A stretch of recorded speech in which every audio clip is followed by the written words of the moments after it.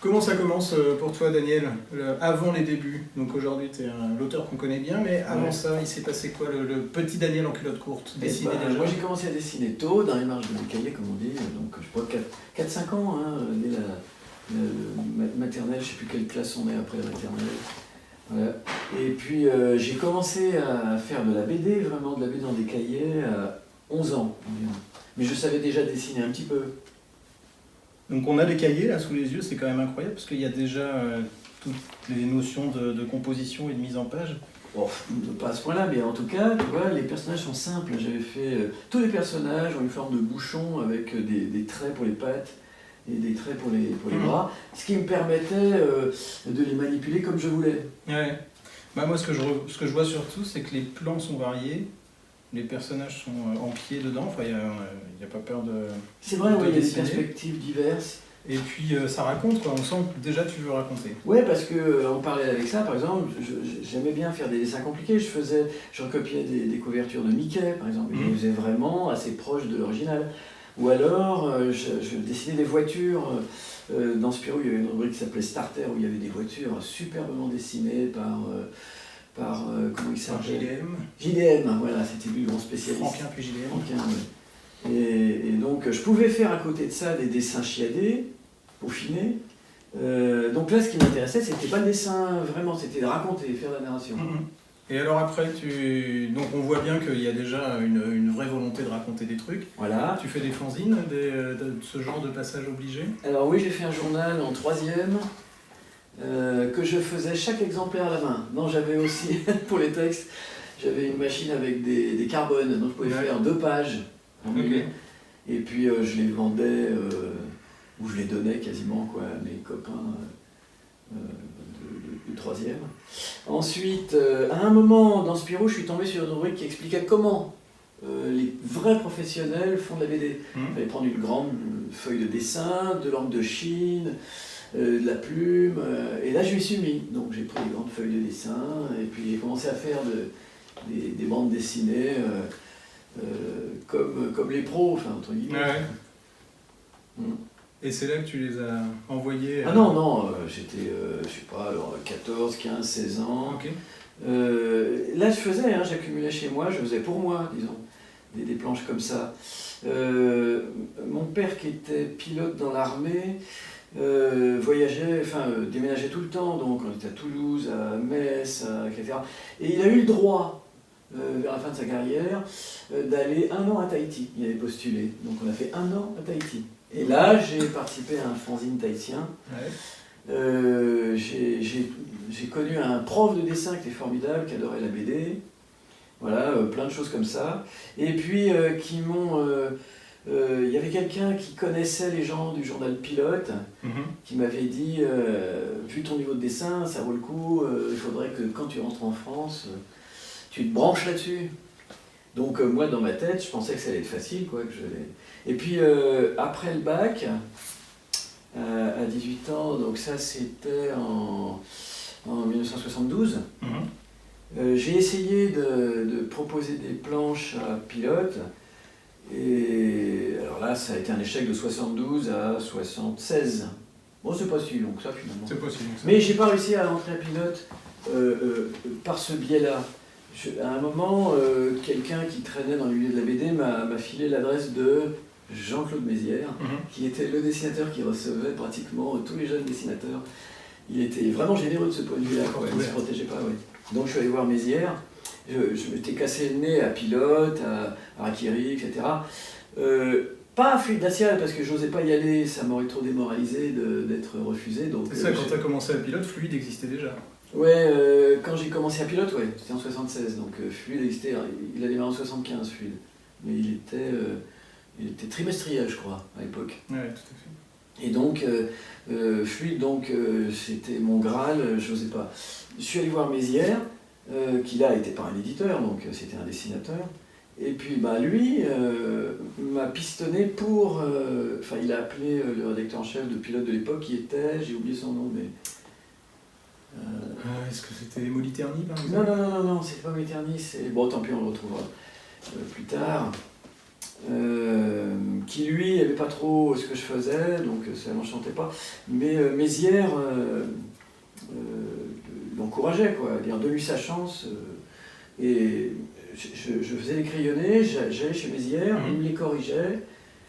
Alors, la correction de Mézières, c'est quelque chose, mais c'est bien, hein, parce qu'on est très rigide hein, quand on est jeune, dans le dessin. Les perspectives, les avant-plans, les arrière-plans, tout ça, c'est scolaire, c'est pas terrible. Lui, il foutait des coups de crayon là-dedans. Il disait, ah, tu vas me mettre ce truc-là, avant-plan comme ça, puis arrière-plan, il doit être... Voilà, donc j'ai appris pas mal avec Mézières. Et ensuite, j'ancrais et j'amenais la pilote.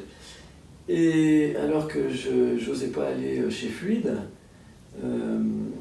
j'ai reçu une lettre de Gottlieb un jour. Qui avait accroché à une histoire qui était passée dans Pilote. Et il avait réussi à se procurer mon adresse via Pilote. Et donc, du coup, c'est le paradis, quoi. Le paradis. Ouais, je viens avec mon carton à Fluide. Et ça commence là. Et ça commence là. Ouais.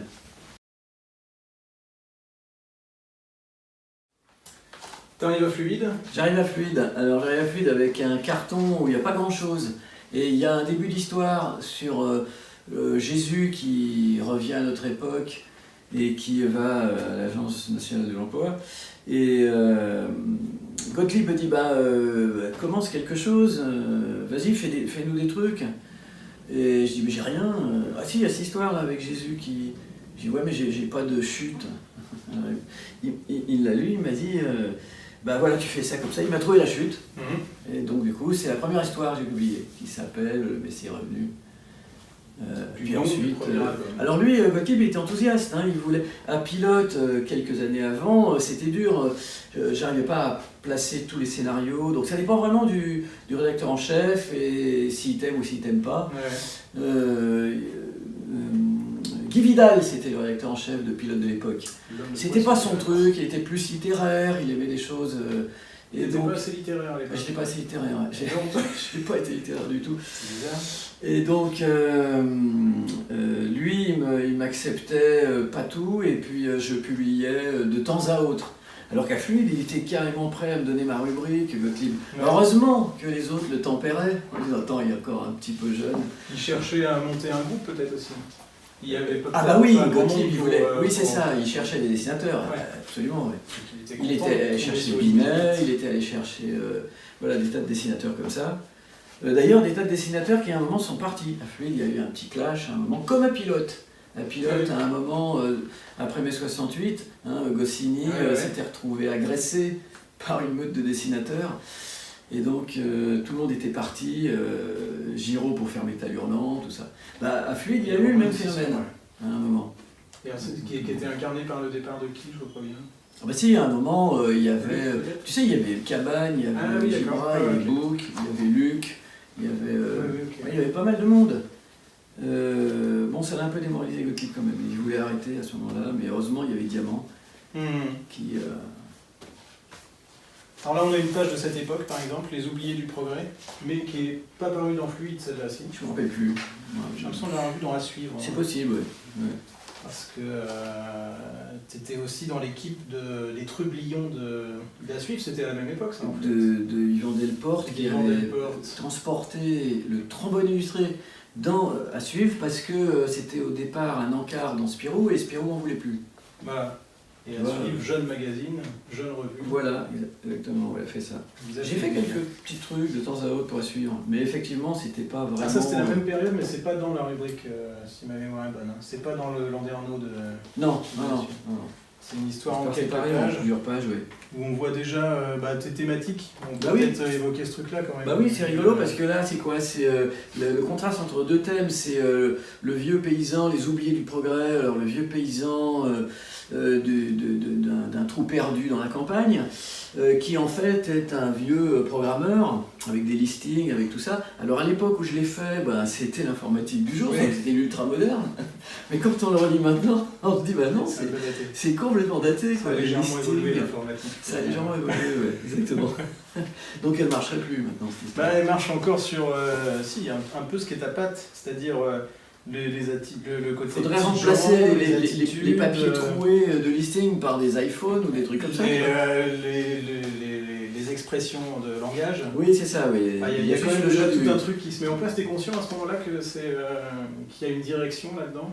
Non, pas vraiment. J'ai vraiment envie de dessiner des tronches comme ça, en gros plan, avec l'émotion qu'on voit dans les documentaires télévisés. Parce qu'aujourd'hui, on aime c'est ça. peut-être un peu banal comme truc, mais à l'époque, ça l'était quand même beaucoup moins. Ouais. Il n'y avait pas grand monde en bande dessinée. Déjà, il n'y avait pas grand monde en bande dessinée, mais il n'y avait pas grand monde à s'intéresser à ça. Non, c'est vrai, ouais. Il n'y avait pas grand monde qui faisait. L'aventure. Gottlieb, mais avec un dessin qui lui était d'emblée comique, était quand même dans les parodies de documentaires télé, de films. Il y avait pas mal de trucs comme ça, même dans Galuron déjà. Là, effectivement, l'idée c'est d'utiliser un dessin qui est très proche, encore plus proche des films, du réel, donc avec des têtes semi-réalistes, exagérées quand même, caricaturées, mais avec des gros plans pour l'émotion et tout ça, quoi. Mais tu as été tenté tout de suite par l'humour et pas du tout, parce qu'un dessin aussi construit et réaliste peut être mis au service de n'importe quoi en fait. Ouais, non, j'avais aussi l'envie, évidemment, moi je lisais du Giraud, du Blueberry, et ça me faisait envie quand même. Blueberry, Giraud, c'était un monument. Donc j'hésitais à l'époque, j'aurais bien aimé me lancer dans une série réaliste, et puis développer un dessin compliqué. Mais j'étais quand même plus intéressé par l'humour. Et on ne peut pas faire vraiment beaucoup. Tout est demandant, donc j'ai pas pris cette voie-là. Mais j'aurais pu faire plein de trucs, oui. Et le public répond présent tout de suite? Non, moi ça a été à peu près constant, c'est-à-dire j'ai jamais été une grosse vente, mais j'ai jamais été non plus artiste maudit. J'ai un petit public, quoi. Familial, comme on dit. Un petit public familial. Plus ça finit par faire une... Non, puis des gens qui sont vraiment intéressants, parce qu'ils aiment vraiment ça. J'ai pas beaucoup de public très léger qui...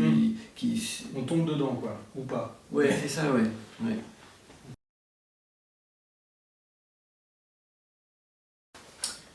Alors, on a sorti plein de planches là, un peu anciennes. Donc on a une page par exemple de Les Oubliés du Progrès dont on vient de parler. Une page qui s'appelle Les Cocus, qui est parue dans Rigolo, même période que les débuts de Fluide en fait. Hein, c'est ça, ouais, début des années 80. Et une autre page qui s'appelle Heidi, ouais. Qui est là une histoire parue a priori dans Fluide aussi. Ouais, je pense, ouais. On n'est pas certain qu'elle soit reprise en album. Non, mais par contre, c'est 84. 84. Pas si récent. Et alors, on s'amusait de voir que sur cette page-là, donc Les Oubliés du Progrès, on voit encore des petits défauts, des trucs pas forcément très bien sentis, de dessins qui se cherchent. Surtout que c'est ambitieux, tu vois, j'essaye de faire des têtes complètes, en gros plan, des plis complexes que je veux vraiment exagérer parce que c'est un vieux paysan, tu vois, je vais exagérer le côté habillé avec des pantalons incroyables et tout ça. Et donc c'est pas bien maîtrisé. Ouais. T'es champion des plis en plus. Mais du coup j'apprends, tu vois, je vois ça, après je vois mes hachures, je me dis oh là là, ça va pas, ça marche pas. Ouais. Et alors là on voit qu'il y a un premier dessin qui se met en place, qui est sur un trait, donc j'en ai une autre derrière, là, les deux roues, qui est aussi paru dans Fluide Glacial, où c'est un ancrage au pinceau, mais vraiment très radical noir-blanc. C'est ça. Et là c'est super au point quoi. Bah, non, c'est le moindre, mais disons que c'est simplifié, donc voilà, en simplifiant, tu gommes les défauts.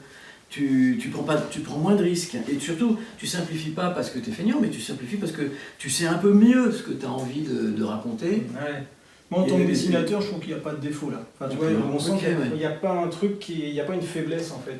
Bah, en tout cas, le choix, bout du vélo, là, c'est fait avec un compas. C'est bien rond, ça. C'est un vrai rond. C'est bien rond. C'est un vrai rond. Là, il y a des vélos en perspective, c'est quand même pas simple. Ah oui, là, c'est pas avec un compas. Et alors là, on a la page de Heidi, où on sent qu'il y a des tâtonnements de style. Ah voilà, là, j'essaye un truc. Hein, t'as vu, c'est du petit point. Mais ça allait bien avec l'histoire. C'était censé être une c'est pas une parodie, ni un pastiche, ni rien. C'est une sorte d'ambiance étrange à partir d'un conte classique, donc une ambiance conte d'enfant. Et donc même la nature est traitée en texture, par exemple. C'est ça. Ouais. Ce qu'on retrouve un peu dans d'autres. d'une autre manière, mais ici on retrouve ça, quoi. Et donc là on est sur des récits qui sont des histoires courtes autonomes pour toutes. Ouais. Donc là c'est vraiment l'espèce de patte que tu installes dans Fluide. Ouais, c'est ça, ouais. T'es le seul à l'époque à faire ça, des histoires sans lien les unes avec les autres, d'un mois sur l'autre. Oh non, Fluide c'était pas... Fluide n'était pas à suivre, donc peut-être que certains cabanes faisaient dans les villages qui étaient un peu à suivre, mais la plupart faisaient des nouvelles courtes, différentes à chaque numéro. Ah oui. Ah, j'aurais cru que c'était plus des séries. Ok, en tout cas... oui, des séries, t'as raison, mais alors avec des épisodes... Ah oui, t'as raison, oui. Parce que là, c'est Binef et Bidochon, Edicaf et Edica, etc. Oui, alors que moi, je change un peu. Oui, t'as raison, et je fais des expériences.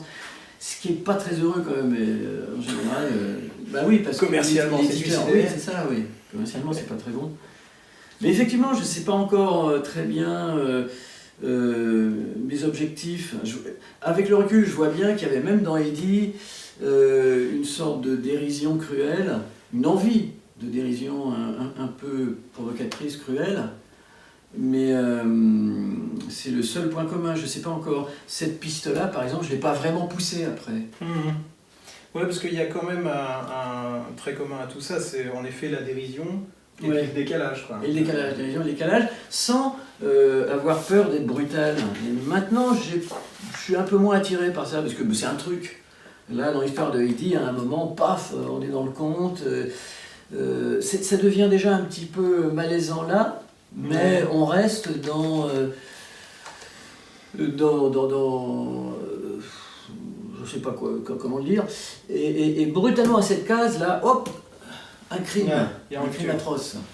Il y a rupture radicale. Voilà, c'est ça, pour faire un choc. Et ce que j'aimais bien, c'est pendant un crime atroce, et continuer le récit avec des machins comme ça qui sembleraient tirer le héros là qui fait une expression comme ça, de gros déconneur, alors qu'on est dans une ambiance normalement. J'aime bien les contrastes de mise en scène. Oui. Bah oui, ce qui en effet peut être un signe distinctif. Mais c'est dur à manier, c'est-à-dire là, dans ce style-là, on peut très vite aboutir à une sorte de façon stéréotypée où on passe en revue toutes les productions bienveillantes, pour essayer de les mettre en contraste avec des choses déstabilisantes, tu vois, et à un moment ça devient un peu une routine. C'est pour ça que j'ai pas continué cette... Ouais. Et ça dure combien de temps cette période-là où tu fais des histoires autonomes, et puis qu'est-ce qui fait qu'à un moment tu je stockais des trucs qui pouvaient pas s'exploiter facilement en histoire, qui me plaisaient, qui étaient des simples scènes. Et ça a fini par faire la série Georges et Louis. Entre-temps, quand même, j'avais fait quelques séries. J'avais fait Einstein, David Einstein, et l'Encyclopédie des bébés. C'est ça, qui sont deux qui permettaient d'exploiter quand même des idées très disparates. Et Georges et Louis, là, c'était vraiment le truc, deux écrivains, pour aborder tous les sujets possibles, donc pouvoir continuer à faire de l'humour absurde. Ça, on va en parler longuement après.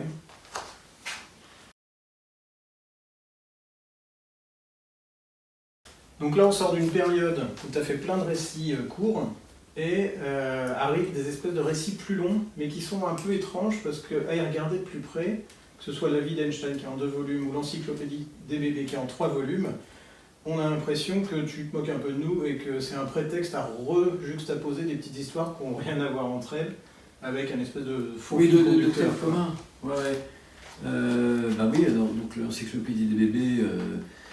finalement, ça n'a pas grand-chose à voir avec... J'aurais pu faire un ouvrage commandé, on m'aurait dit tiens, les bébés c'est porteur, etc. Alors que pas tellement, j'habille avec les bébés des gags qui vont dans tous les sens. Finalement, c'est à peu près la même méthode qu'avec La vie d'Albert Einstein. Ça n'a rien à voir avec la vraie vie d'Albert Einstein. Le thème est un simple prétexte. Et donc, ce qui m'intéresse, c'est de continuer... sur cette voie d'une sorte d'humour décalé. Je ne sais pas encore très bien où je vais, et ça ne sert à rien de raisonner pour se dire voyons voir où est-ce que je vais aller. On le fait, et puis avec des années de décalage plus tard, effectivement on peut re-regarder et voir que y a il y a des cibles de moquerie. On se moque de quelque chose. La grande question, c'est ça, c'est de se dire de quoi je me moque, plutôt que d'imaginer des théories mystérieuses pour se mettre en valeur sur... Non, c'est toujours de la moquerie au final. Aussi subtil soit l'humour, on se moque toujours de quelque chose. Mais au lieu que ce soit une cible concrète, du genre je vais me moquer des informaticiens, ou je vais me moquer du gouvernement, ou des impôts, ou du grand capital, ou je sais pas quoi, on va se moquer de phénomènes sociaux banals, mais qu'on ne saurait pas décrire avec des mots. La façon dont les gens se parlent, la façon dont on fait des jugements de valeur. Les jugements de valeur, c'est vraiment une constante. Je me rends compte avec le recul, voilà, qu'il y a plein de séquences qui sont basées uniquement sur des envies de se moquer de films hollywoodiens, où là, c'est très chargé, très concentré en jugement de valeur,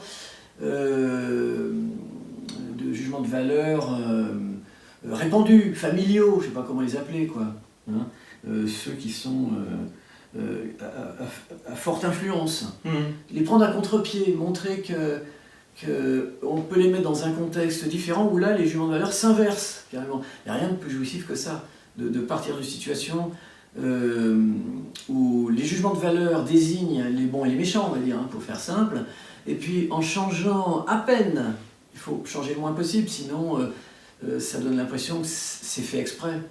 Donc si le changement s'impose de lui-même, même, on obtient une scène où c'est carrément l'inverse qui se passe, c'est-à-dire les méchants deviennent les bons et les gentils deviennent les méchants. Voilà, ça c'est rigolo.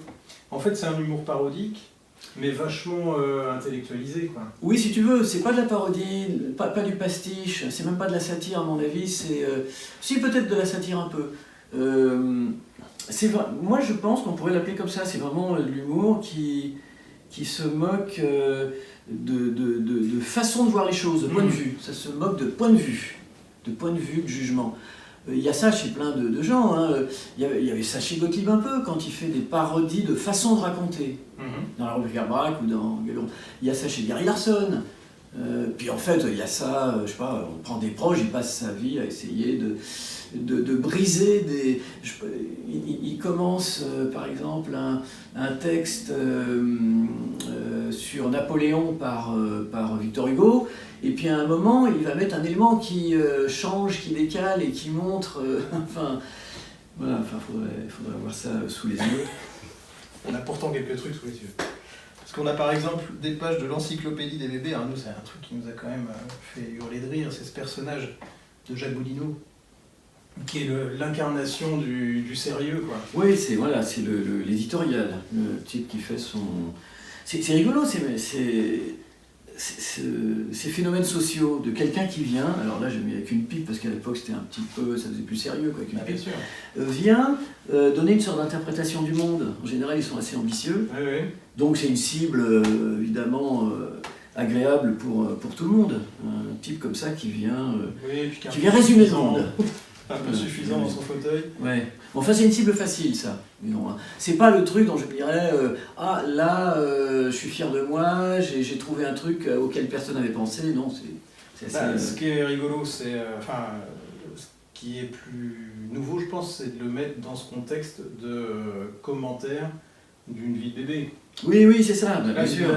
C'est ça le contexte que je disais, quand tu changes le contexte, d'un seul coup, les trucs deviennent... Oui, souvent on le dit comme ça, on dit on dessine quelque chose extrêmement lyrique, bouleversant, avec ou alors intimidant, enfin avec beaucoup d'émotions et de pression affective, qu'on place sur un prétexte le plus crétin possible. C'est pas parce qu'on aime bien être crétin, c'est plus c'est crétin, plus ça fait un contraste entre les deux, et plus c'est... ouais, c'est vrai, tu vois, il y a toute une séquence sur le... Voilà, ça me dit bien, ça. Un truc qu'on a tous vu 1000 fois, le pilote de l'avion c'est un film hollywoodien malade, et un passager doit prendre le relais. Là, le passager, donc tu racontes l'histoire, mais à la perfection, à la manière d'un récit d'aventure classique, quoi. Voilà, c'est ça l'objectif. Et là, le petit décalage supplémentaire, c'est qu'évidemment, le pilote qui prend le relais, le pilote de fortune, c'est un bébé. Ouais, on est dans l'encyclopédie des bébés. Voilà. C'est un bébé. C'est un bébé. Et puis, c'est juste n'importe quoi. Et puis, il y a un instructeur qui quoi. veut lui apprendre le subjonctif parce que Voilà. sinon il risque d'être ambigu dans ses formulations. Voilà, et hop, ça y est, on a le pitch. Après, tout roule. Ça marche du feu de Dieu. Donc tout ça, ça préexiste un peu de Georges et Louis, sans doute. Oui, c'est ça, ouais, ça. Je note des scènes de ce genre pour les futurs Georges et Louis pendant des années. Je fais des petits dossiers comme ça. Donc ensuite, quand je commence Georges et Louis, je sais que c'est moins évident en direct, éventuellement. Georges et Louis, ça fait une ambiance peut-être un petit peu plus personnelle. Mais j'ai vraiment envie de faire ça et je peux pas l'exploiter tout de suite dans des récits courts. Ouais, mais juste une question que j'ai oublié de te poser. Est-ce qu'il y a des gens, des lecteurs, qui sont venus te voir avec l'encyclopédie des bébés, par exemple, en étant surpris de ne pas avoir trouvé un truc sérieux? Ah non, on m'a jamais dit ça franchement, mais dans les festivals, il y avait beaucoup de gens qui me faisaient dédicacer l'encyclopédie des bébés sans l'avoir lu pour offrir à quelqu'un qui avait eu un bébé, donc je ne sais pas ce que ça a provoqué.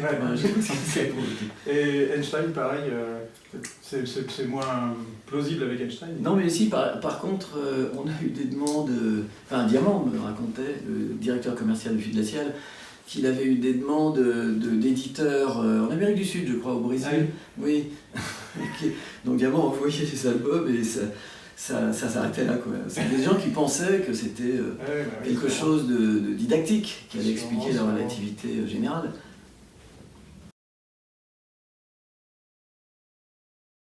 Je t'ai entendu dire souvent que tu étais un dessinateur, comment dire ça, peut-être frustré de ne pas avoir de scène d'action, de dynamisme et ça, à représenter à cause de ton type de récit. Bon, déjà, moi je pense que c'est relativisé, mais ceci dit, ce qui est rigolo, c'est que du coup tu t'es super perfectionné dans le concept de personnage assis, quoi, et de stature fixe, de c'est type vraiment, costume. oui, t'as raison, c'est une spécialisation.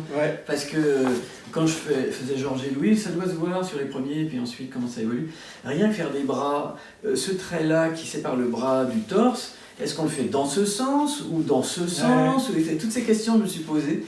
Et j'ai choisi, au bout du compte, les trucs qui sont les plus agréables à voir, les plus simples, qui mettent pas trop qui chargent pas trop le dessin. Qui était abordé dans le traité d'anatomie artistique. Alors là, oui, bon, ça c'est... Et figure-toi, j'ai lu ça quand j'étais ado, moi. Et ça m'a servi à comprendre comment étaient les plis. C'était vraiment marrant parce qu'il y a ce côté didactique sur les plis des vêtements. Bon, assez marrant. Bref, tout ça pour dire que arrive un moment où tu choisis de raconter, quitte à raconter des histoires de gens qui bougent pas, à mettre en scène deux romanciers. Donc Georges et Louis. Oui, mais je notais des idées. Qui maturaient depuis un moment. Oui, c'est ça, je notais des idées et puis je voyais pas comment les exploiter. Elles n'étaient pas assez fortes pour exister toutes seules. Donc j'avais trouvé cette idée de personnages. Il s'appelait pas Georges et Louis au départ, hein, je sais plus comment il s'appelait, il y avait d'autres prénoms. Et j'en ai vraiment accumulé beaucoup avant d'avoir de la matière pour au moins déjà faire une première histoire, avoir une chute, un début. Une histoire, tu parles d'une histoire de 4-5 pages ou... Oui, c'est ça, la première, je crois qu'ils reçoivent des amis, ils veulent les perdre dans la forêt parce qu'ils n'ont pas de quoi les nourrir, enfin des trucs de genre. Donc il me fallait une chute, il me fallait une fin, pas forcément une chute marrante, moi je cherche pas ça, parce que ça marche. L'idée de prévoir une place, la place du mort, à la fin, où là tu dois être drôle, c'est contre-productif. Si jamais ton gag n'est pas très fort, bon, ça va planter. Tu vois. Donc je préfère faire... ce qui me plaît, c'est les scènes, c'est les façons de se comporter des personnages. Donc c'est deux personnages, c'est deux romanciers. Oui, qui me permettent d'aborder plein de sujets. Que chez eux, et c'est ça, ils ont des envies de récit, donc toi tu racontes ce que tu veux. C'est ça. En fait, et finalement, je me suis attaché à ces personnages. Pour tout raconter. C'est ça, mais en même temps, donc, leurs interactions sont plaisantes à dessiner. En plus des sujets qu'ils abordent. Parce qu'au fil des bouquins, en plus, leur caractère se précise, et leur jeu, leur duo se... Voilà, c'est ça. Et donc ça, j'ai accumulé, depuis même bien avant l'encyclopédie des bébés, du matériel comme ça. Tu savais que tu les tiendrais longtemps, ces personnes? Ouais. Je savais que je les tiendrais longtemps. Parce qu'il y a un peu un avant et un après quand on voit tes c'est ça, biographies. On pourrait dire, Georges Louis, c'était ce que je voulais faire à la fin, quoi. Là, j'ai quand même maintenant abandonné plein de pistes possibles pour me centrer sur une seule direction. Ceci dit, au début de Georges et Louis, c'est quand même encore un petit peu divers. Hein. J'ai encore cerné par la suite. Je trouve que c'est le bon boulot, ça, le fait de cerner. On n'a qu'une vie, c'est pas si long que ça. Donc on cherche, pour faire une métaphore avec l'informatique, c'est comme si on était en train de chercher quelque chose. C'est pas, moi j'ai pas d'ambition encyclopédique, je cherche pas à tout faire, tout dessiner, tout aborder. Je suis plutôt dans une démarche où je cherche. D'autant que tu m'excites le plus. Tu l'évoques, mais pendant longtemps tu as eu une double casquette. Tu n'étais pas que auteur de bande dessinée. Ah oui, du coup j'étais chercheur. Aussi. Chercheur dans deux domaines. Chercheur en bande dessinée et en informatique. Jusqu'à ne plus faire que de la bande dessinée. Alors là, oui, effectivement, c'était un dessin, toujours pareil, ça illustre ça, un dessin très réaliste, mais c'est pas du dessin réaliste, tu vois, je veux que lui, il donne l'impression amplifiée d'être un type costaud, ancien costaud, un peu vieux, avec quand même les muscles qui commencent à tomber. Il boit de la bière, il fume, ça sort par les naseaux à grand flot. Voilà, je veux qu'il y ait une ambiance, presque comme dans un film, mais caricaturée. Mais là en plus on voit plus du tout Georges et Louis, quoi. C'est-à-dire que là non, là c'est Georges et Louis qui ont. Oui, c'est ça, ils ont lancé l'intrigue et on est dans le récit, Et là tu as dit. Et le récit, j'aurais pas pu le continuer, tu vois un peu le truc. Il n'y a pas assez. Puis ça se prête pas au truc. Je vais pas faire une histoire en 45 pages. Parce que qu'est-ce que ça va être le développement, qu'est-ce que ça va être la chute, enfin... Non, je veux des sortes... C'est des bandes-annonces, un peu, tu vois, présentées par Georges et Louis, c'est des bandes-annonces où il y a une forte ambiance. Là, c'est un vieux militaire qui est devant des Hare Krishna et qui se scandalise. Ces types ne sont pas l'amour du tout, quoi. Qu'est-ce que c'est que ça? Puis ça l'énerve, quoi. Et toutes les petites séquences vont être là-dessus. Et je peux être brutal, du coup, avec des cuts. Là, d'un seul coup, il se retrouve dans une sorte de... Comme dans les films de Rambo où il est prisonnier des Viettes et puis on lui fout des claques, des beignes. Et là c'est les Hare Krishna, tu vas parler, fout des beignes. C'est une combine pour pas t'ennuyer en fait. Des histoires, des récits courts comme ça.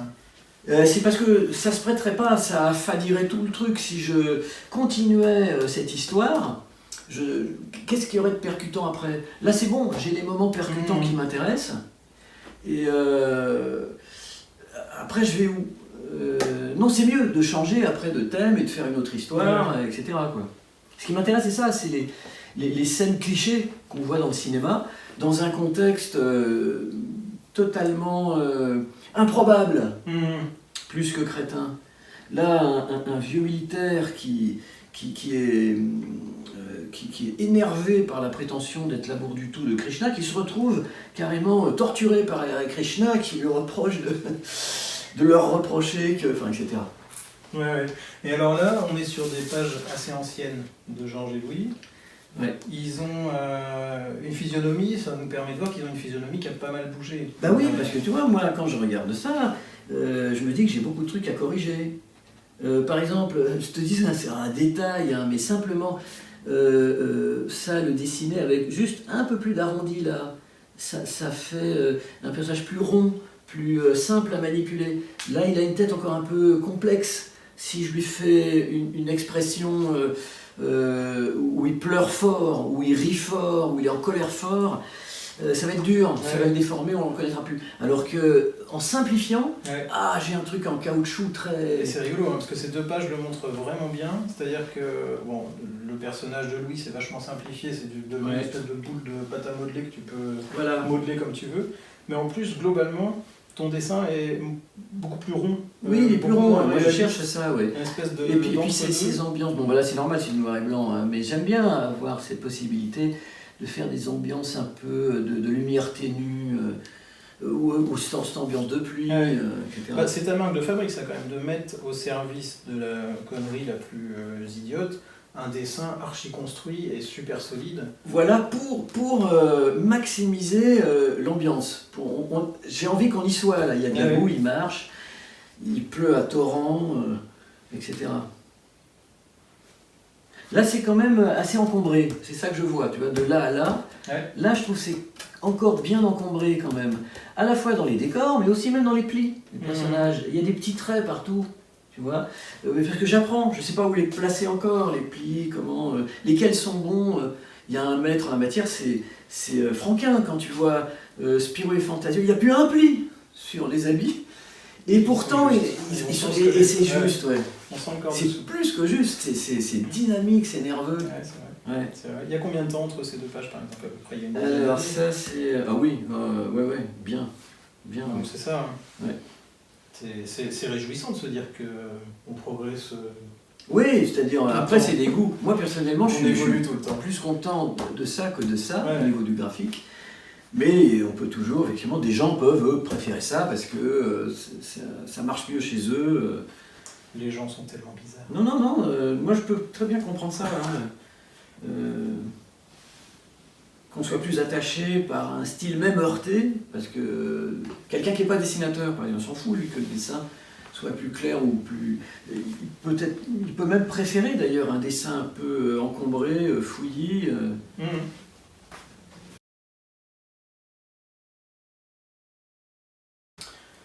Donc Georges et Louis t'occupe un long moment. Il y a les transitions graphiques, on en a parlé un petit peu. C'est que le dessin devient beaucoup plus humoristique au fil du temps, plus rond.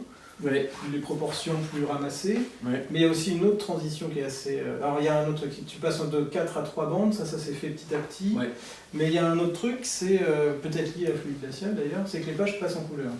Oui, pas tout de suite. J'ai fait pas mal d'albums en noir et blanc. Et surtout, j'apprends quand je fais Georges et Louis. J'apprends un nouveau truc que je ne sais pas encore bien faire. Donc les premiers Georges et Louis, c'est pas encore exactement bien mis en place comme je veux. Je ne sais pas très bien, disons, exactement où je vais aller. J'ai des idées comme ça, comme je disais, qui se tiennent pas toutes seules, mais auxquelles je tiens. J'y tiens vraiment. Donc je les exploite avec deux romanciers qui me permettent d'éviter d'avoir une histoire complète avec une chute, avec une structure et tout ça. Il n'y a pas de voix off par exemple, ça j'aime bien, j'aimais pas avoir l'obligation d'une voix off. Ça j'ai essayé de m'en débarrasser consciemment. Pour que ça soit entièrement dans la BD que ça se passe, qu'on ne sente pas l'auteur qui est en train de parler. Et puis ensuite je passe à la couleur. Et là, après quelques récits un peu plus longs dans Georges et Louis, comme La planète des moules ou La reine des mouches. La reine des mouches, j'ai essayé de faire un récit complet, c'est juste un thème prétexte, hein. En fait c'est encore des petites nouvelles séparées. La planète des moules, j'ai réussi à faire 15 pages d'un récit sur le même thème, les moules. Mais j'ai pas, oui, pour moi c'était beaucoup, j'avais l'impression d'avoir un peu allongé la sauce. Parce que quand on a une idée, c'est une idée, quoi. Elle tient normalement une case. Chez Gary Larson, c'est un cartoon, une idée. Ça me rend toujours très modeste de me dire qu'un truc que moi j'aurais fait sur 4 pages, je l'ai fait en un cartoon. Enfin bref, quand je revois ces pages, par exemple, celle-là, La fabuleuse épopée de l'automobile, et que je vois les interactions, j'ai pris un grand plaisir à celle-là, par exemple. Ce type qui s'énerve parce que on lui dit dans son entreprise, c'est une entreprise de femmes nues, et lui il y croit aux femmes nues, mais dans l'entreprise, au conseil d'administration, on lui explique bah non, ça se vend plus, ça se vend plus, c'est has-been. Va raconter ça à la comptabilité, bah oui, moi j'y crois encore, etc. Le mec s'énerve, c'est ça qui me plaît. Un prétexte totalement improbable et crétin et bizarre, mais qui donne l'occasion de jouer des scènes avec la plus grande intensité dramatique. Et donc quand je les relis, là c'est ce que je voulais faire. Je suis content d'avoir fait ça. Alors que plus anciennement, je peux des fois me dire oui, mais ok, c'était pas mal, il aurait fallu aller plus loin là, ou je sais pas, je suis encore sur ma faim, c'est un truc comme ça. Alors que il peut y avoir des trouvailles qui me plaisent encore, tu vois, je peux sur des très vieilles bandes me dire ah ouais, ça j'aime bien cette idée-là, mais c'est mélangé avec d'autres trucs qui sont plus difficiles à cerner. Alors que là, j'ai laissé traîner donc longtemps les idées dans Georges et Louis, donc j'ai pu les relire après coup, les retravailler, et j'aime bien avoir du temps, avoir énormément de temps. Et là, donc on passe à des récits à un moment qui sont plus des Georges et Louis. C'est Oui. encore un nouveau truc. Ouais, parce que j'ai finalement la matière à... j'ai fait par exemple un truc de 16 pages dans Passion qui s'appelle La piste des Magombo, c'est un safari, une sorte d'ambiance de safari. Quand j'ai une histoire comme ça, je suis content finalement, je peux la faire, mais je vais pas me forcer à faire des histoires drôles si j'ai pas le matériel pour. Donc après, bah oui, ça donne... alors il y a des bouquins où il y a juste un thème, mais pas d'histoire complète, c'est Sacré Comique par exemple. Sacré Comique, ouais. Et dans le dernier, par exemple, si, il y a presque une seule histoire. Ouais, il y a presque une seule histoire. C'est un prétexte à des scènes diverses, mais c'est quand même une sorte de... Ouais, mais avec des retours. Ouais, c'est ça. Des petits éléments qu'on voit revenir tout le long. On sent qu'il y a la volonté d'unifier tout ça. Quoi. Oui, et surtout, ça y est, je suis sur un fil qui fait que quand je relis, je suis rarement emmerdé en me disant oh, là j'ai mis trop de trucs différents ou je suis allé dans une direction que je maîtrisais mal, des trucs de genre. Là je trouve que ça coule un peu mieux. Après, bon, bah, on aime, on n'aime pas, peu importe. Mais en tout cas, c'est ça que je voulais faire. Quoi. Tu te fais rire ou quoi quand tu fais ton scénario? Ça te fait ricaner d'avancer, de rajouter une couche supplémentaire? Disons que je peux me faire rire au moment où je trouve l'idée. Bon, après, quand on travaille dessus, non, hein, je veux dire... Évidemment, ça peut être ça aussi, d'améliorer l'idée en cours de route parce que... Mais ce qui m'a bien fait plaisir, c'est d'avoir oublié des fois des albums et en les relisant, être content, quoi. Être content, ça fait plaisir d'être content. J'aime bien être content et j'ai du plaisir. Alors que ça m'est souvent arrivé aussi de relire des trucs et de me dire ah merde, j'aurais dû le refaire autrement. J'aurais dû le faire autrement. Ouais, parce que tu as cette particularité de ne pas être très connu du grand public, ouais. Mais d'être extrêmement reconnu de la profession des auteurs de bande dessinée. Ouais, mais là je sais pas par quel biais, parce que tout le monde dans la bande dessinée n'est pas sensible à cette forme d'humour. Donc je sais pas par quoi ça passe, peut-être par le dessin, des gens qui se sentent proches du dessin, ou là je saurais pas dire. Quand je relis, disons, toutes ces histoires-là, je me dis il n'y a aucune ambiguïté. Voilà, il n'y a aucune ambiguïté. Si j'ai pas de succès, beaucoup, j'ai un petit succès quand même. Mais s'il n'est pas plus grand que ça, si c'est pas grand public, ça ne pourra jamais l'être. Voilà. Ouais. C'est pas un manque, c'est pas quelque chose où on m'a pas mis en avant. Ou... Non, il y a cette forme d'humour-là, apparemment, elle a...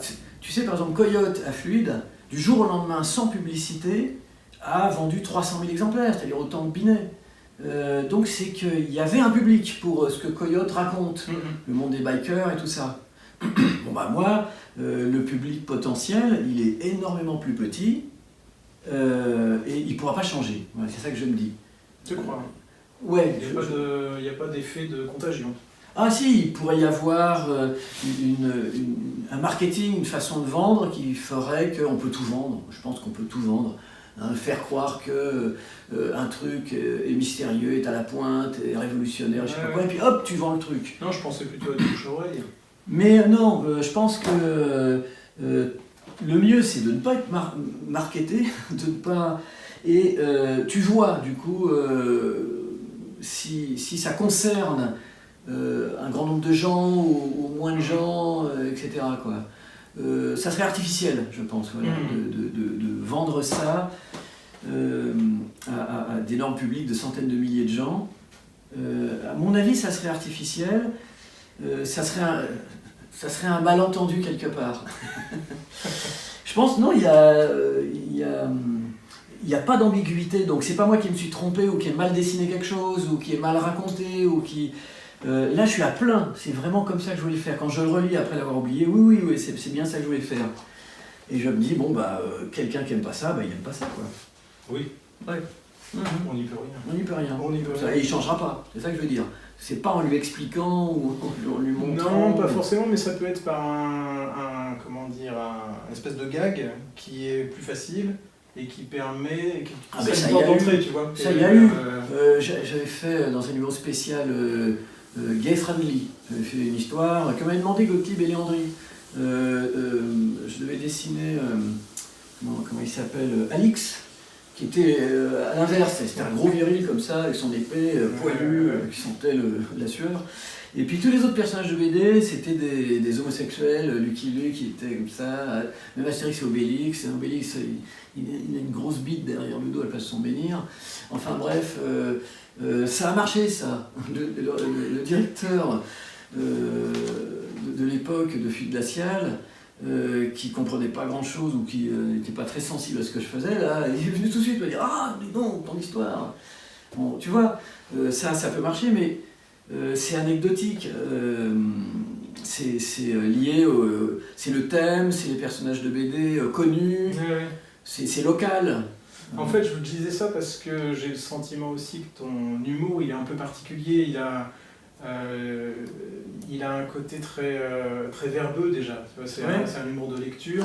Et de prime abord, on peut être un peu dérouté devant ça. Oui, mais quand tu dis ça, tu fais comme si c'était un phénomène général d'être dérouté et que si on explique, les gens rentreront dedans. Moi, je crois pas trop à ça. C'est par tempérament, t'es attiré ou repoussé. En fait, je parle plutôt d'expérience personnelle où moi il m'a fallu du temps pour rentrer dedans et puis un beau jour, je réalise que ce truc qui est sous mes yeux est absolument génial. Mais ça s'est pas fait tout de suite. Mais tu vois, un exemple qui est frappant, c'est le cartooniste Gary Larson. Oui. Il a un succès démentiel dans le monde anglo-saxon, aux États-Unis. Mais en même temps, il est prépublié, me racontait le Fred Touron, dans plein de quotidiens. Tous les jours, il y a sur tout le territoire des États-Unis un dessin de Gary Larson. Et donc, il finit par avoir un grand succès.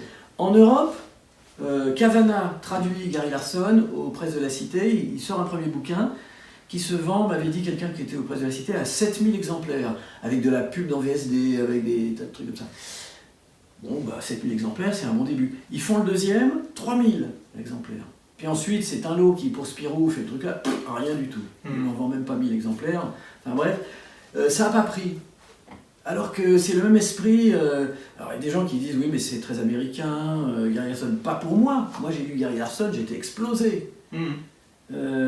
C'était même à l'époque, je me disais, jamais je pourrais faire cette qualité, ça nous dépasse tous. C'est l'humour anglo-saxon. Nous, on n'a pas baigné dans l'humour anglo-saxon, donc on est très en retard, enfin, etc. Enfin, tu vois, c'est rigolo. Le tempérament à la Gary Larson, il n'est pas si répandu que ça. Aux États-Unis, ça a été probablement un artefact dû à cette façon de gérer les cartoons aux États-Unis dans des quotidiens avec des syndicats, tout ça. Probablement que Gary Larson, pas géré comme ça aux États-Unis, il aurait eu peu de succès. Parce que finalement, le grand public préfère énormément Calvin et Hobbes, des trucs beaucoup plus gentils. Moi, mes voisins avec qui j'avais prêté à l'époque le Gary Larson que j'avais de Cavana, me l'ont rendu en disant « Oh, c'est franchement nul à chier ». T'as déménagé. J'ai déménagé depuis. Immédiatement. J'ai déménagé. Mais tu vois, je veux dire, c'est le tempérament. J'en veux à personne. Hein. C'est pas du tout. Moi, j'ai pas voilà. C'est des histoires de tempérament. On a envie ou pas de se moquer de certaines cibles. Gary Larson, il a une façon à lui de se moquer de phénomènes sociaux. Il y a des gens que ça explose, que ça ravit. C'est bizarre le phénomène. Et puis il y a d'autres gens, soit qui sont indifférents, ou alors qui sont carrément hostiles, tu vois, qui se sentent agressés même. Par, alors ça, grand mystère, hein, qui expliquera un jour pourquoi. Ouais, étrange. T'as l'impression de faire école en quelque sorte? Tu sens non. Non. Moi j'ai l'impression que non, justement. Mais de toute façon, même à une époque, il y avait des dessinateurs qui faisaient école. Il y avait Franquin qui faisait l'école Gronet, Spirou. Gottlieb qui a fait une école monstrueuse. Edica a timidement fait école, ça ira fluide, on recevait beaucoup de dessins à la Edica. Et puis j'ai l'impression que ça y est, maintenant, les nouvelles générations se sont dirigées vers d'autres trucs. Le roman historique, l'autobiographie, peut-être le manga. Et il n'y a pas beaucoup de gens qui font de l'humour absurde. même Edica d'ailleurs, il n'y a pas beaucoup de gens maintenant qui suivent les traces d'Edica, ni même de Gottlieb. Ouais. Je ne sais pas si ça va être durable. Je ne peux pas imaginer une seconde, tu vois, un truc du genre, on nous disait ça à une époque, ah mais l'humour, c'est plus à la mode, c'est démodé l'humour. Non, ça ne peut pas être démodé, l'humour, ça continuera tout le temps. Mais peut-être qu'on est dans une sorte de passage, surtout avec les groupes moralisants qu'il y a en ce moment, qui se développent partout, qui viennent des États-Unis et qui se répandent et qui se déploient en Europe, en France. Peut-être qu'avec ces groupes-là, il va y avoir une sorte de période un peu obscurantiste en humour, pas ailleurs, mais bon, en tout cas en humour, qui va durer je ne sais combien de temps. On verra bien. Vivement la lumière. Vivement la lumière, comme dit Jésus.